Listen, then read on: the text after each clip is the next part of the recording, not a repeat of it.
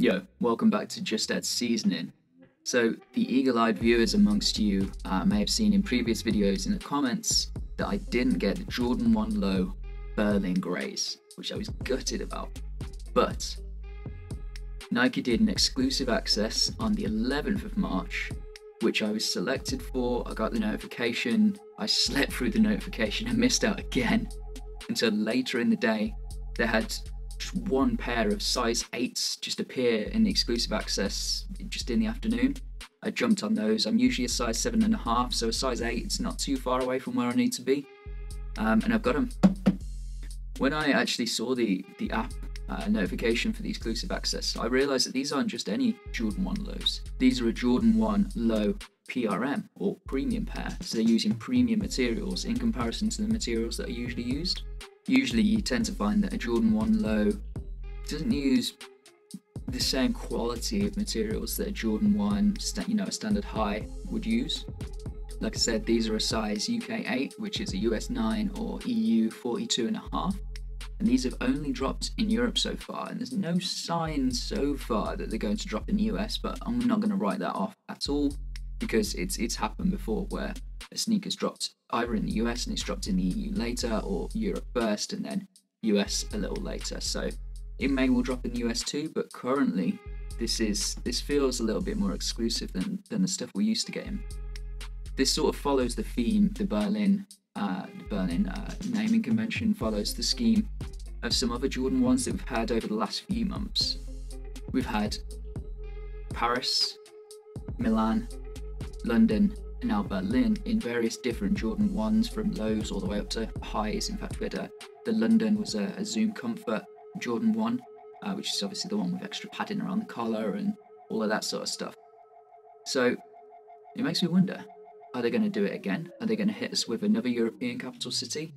My money would be on Madrid if they were to do it again, because that seems like the next logical step. But let me know in the comments, see what you'd like to see in this European range. So the box for these, standard black box, gold Jumpman on the top.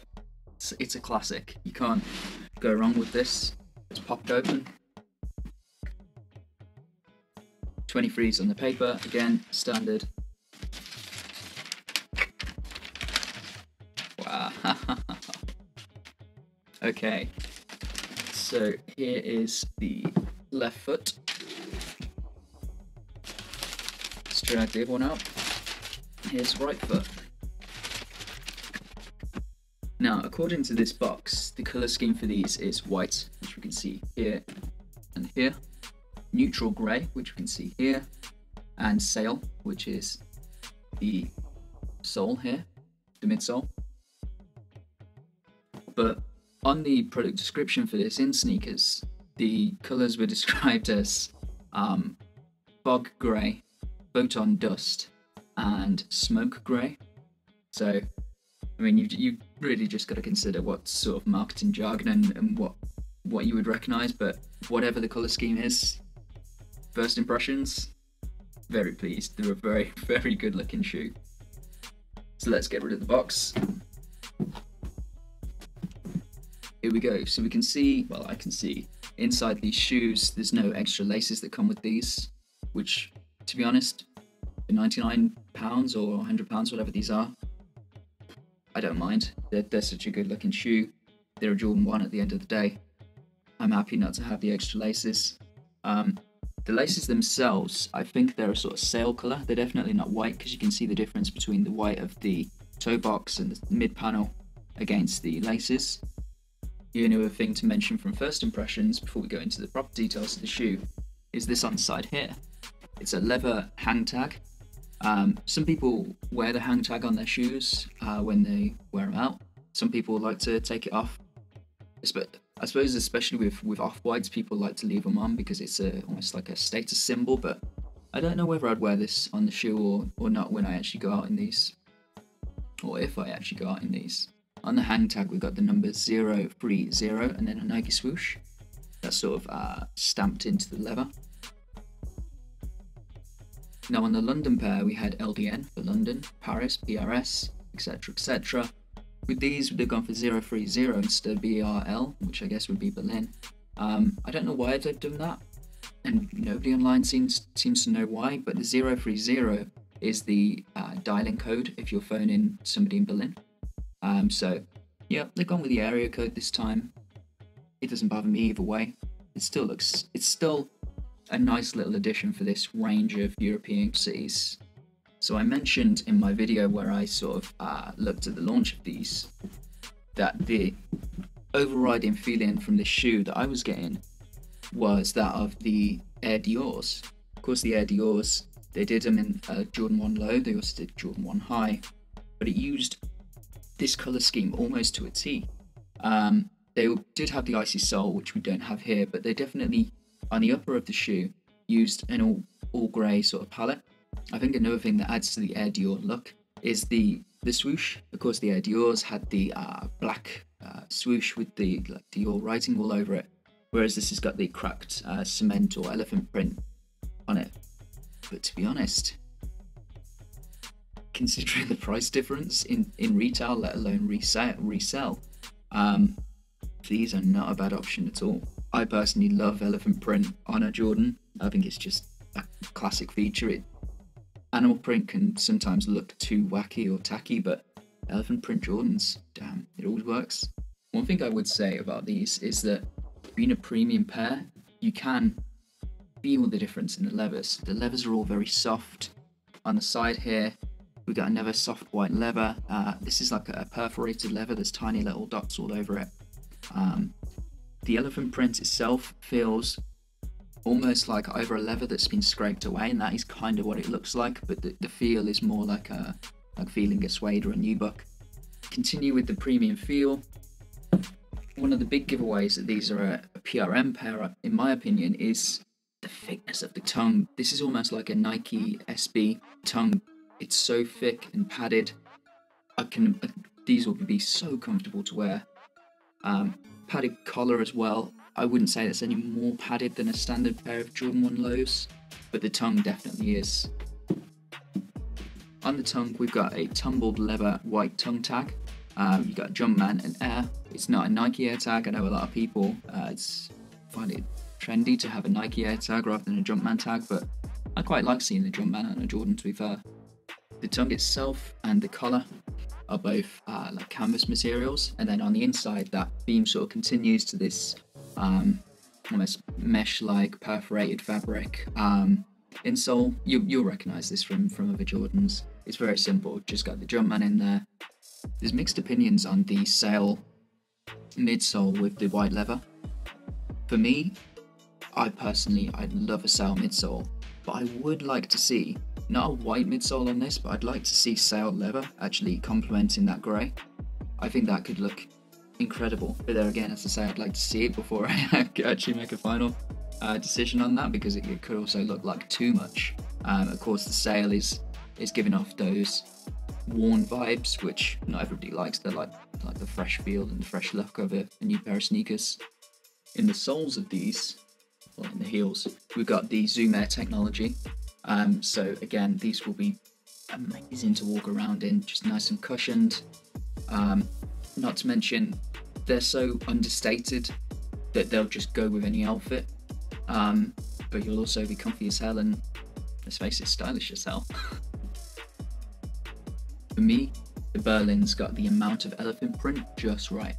They got it on the swoosh, they got it on the front eye stays, they got that on the inside of the foot as well. On the back, no elephant, but you've got the Air Jordan logo embossed with a different shade of grey against the lighter grey. Levels on levels of more greyness, but it works. If you think back to the Air Jordan 1 White Elephant from 2016, 5 years ago now, that was the definition of too much elephant print. I'll get a picture of those up on the screen, but yeah, for me, I didn't like them, although I love elephant, just because there was far too much. Whereas here, they've got the balance between the canvas, the leathers, the smooth leathers, and the elephant print. It's just perfect. On the sole, standard Nike sole, Air Jordan 1 sole. So next up, quick bit of B-roll just to show you on feet. See you after that.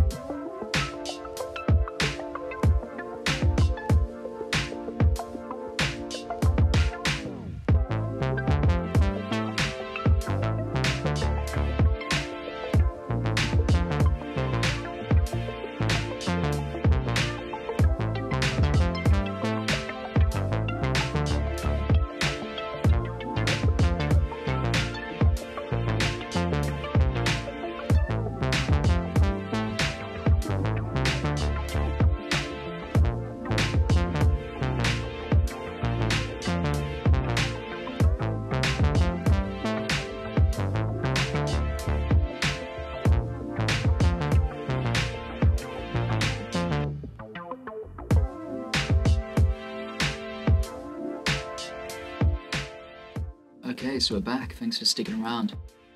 As I said just before I put these on, these are a size 8, UK 8. They're half a size too big for me. And that's absolutely gutting because they feel so close to right but not quite right. So going half a size up, because of the extra padded tongue, because of it's a really padded collar, it does sort of force your foot forward into the shoe a little bit. So the space in the toe box wasn't too much at all, lengthways. The problem came with the fact that I've got quite a narrow foot, and going that extra half size up means that I could feel extra space around the top of my foot, around the sides a little bit. And the problem with going even just half a size up is that I can just picture these having such a creased toe box after a short amount of time, because there's that little bit extra room than I really need. As the extra padded tongue and the collar sort of flatten down over time, what we're going to find is, although they fit well enough for me to wear now, they're just going to get looser and looser because all the padding's going to lose its bounce. It's going to start pushing my foot forward, my foot will fall back into the shoe, and it's just going to be a little bit too much space in the front. So if you've got a wider foot, you can afford to go half a size up, no doubt.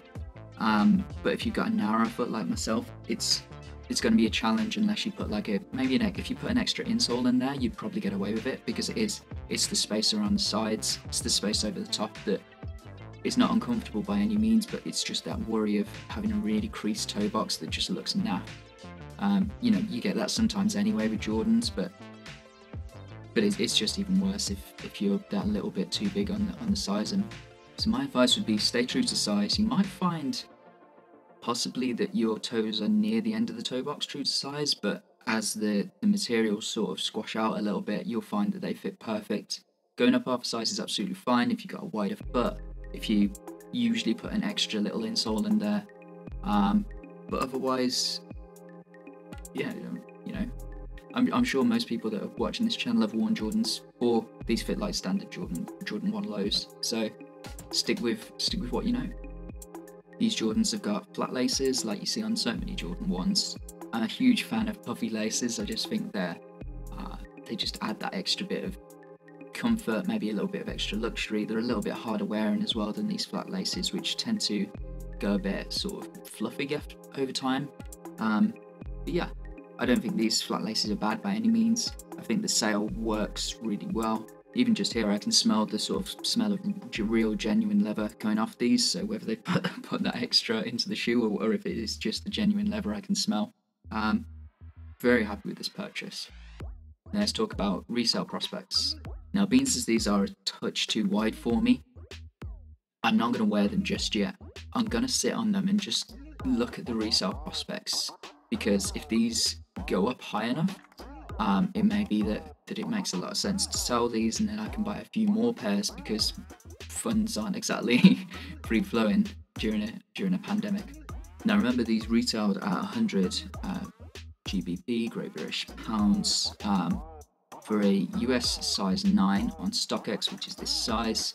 They're currently, the highest instant sell is £220, so they've already more than made their money back, and there's a nice little profit in there.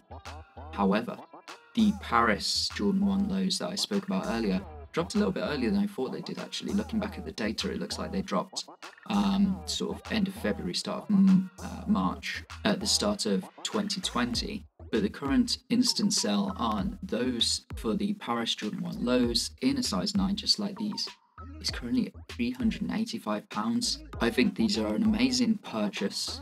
I think these are an awesome hold. I can't see any reason why you wouldn't be trying to get a pair of these right now. However, because they only dropped in Europe, it means that the US market, which is the biggest marketplace that sort of buys Jordans, doesn't really know about these. They're sort of learning about these slowly over time. So I think demand for these will slowly build. With the low stock, I think prices will definitely go up, unless there's a US drop, in which case I think prices will spike just before the drop and on the day of the drop, and then they'll cool off a bit more because there'll be so much more stock in the market. But with the American market learning about a Jordan 1 low premium in this beautiful grey that looks like an Air Dior, I can't see it not selling well. and selling more and more well into the future. So yeah, thank you very much for watching. I hope you enjoyed the rundown of the Jordan 1 Low Berlin, or I think they're known on StockX actually as the Smoke Grey Elephant. So when you're looking for these, make sure you check that out. See you next time.